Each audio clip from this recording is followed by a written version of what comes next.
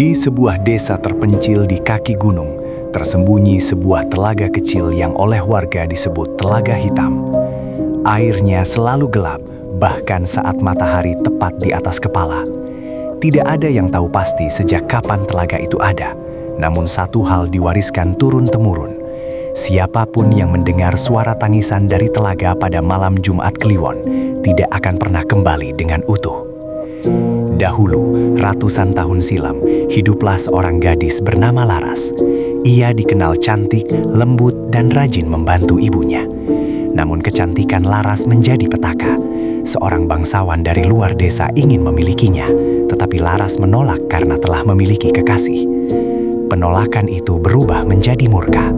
Suatu malam, Laras diculik dan dibawa ke hutan dekat telaga. Ia disiksa, dipermalukan, lalu dilemparkan hidup-hidup ke dalam air.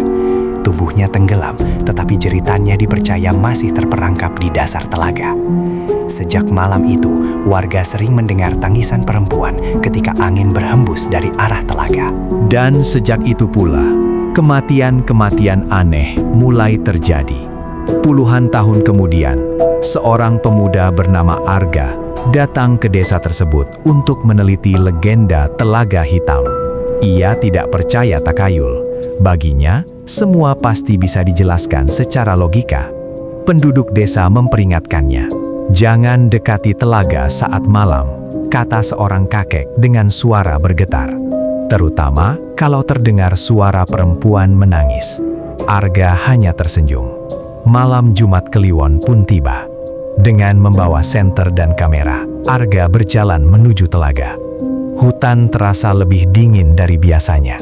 Pohon-pohon tampak seperti bayangan manusia yang berdiri mematung. Saat ia tiba di tepi telaga, udara seketika menjadi sunyi.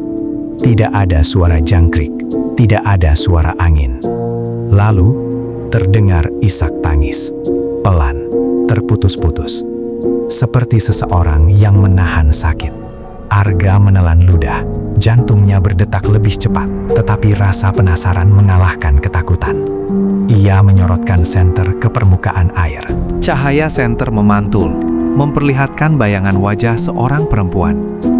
Wajah itu pucat, matanya hitam tanpa bola mata. Rambut panjang menutupi sebagian wajahnya, basah dan lengket. Perempuan itu perlahan muncul dari dalam telaga. Air menetes dari tubuhnya, namun anehnya, telaga tetap tenang, seolah tidak ada apapun yang keluar. "Kenapa kau datang?" Suara itu lirih, seperti berasal dari dalam kepala Arga. Arga mundur selangkah.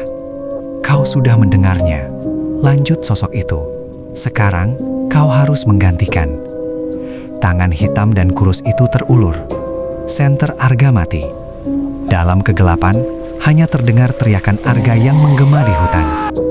Keesokan paginya, warga menemukan Arga tergeletak di tepi telaga. Ia masih hidup, tapi jiwanya kosong.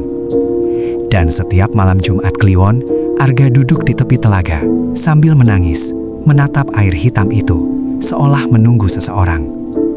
Warga percaya, jiwanya sudah setengah menjadi milik Telaga Hitam. Dan jika kamu berjalan di hutan dan mendengar suara perempuan menangis, jangan mencari asalnya, karena mungkin ia sedang mencari pengganti.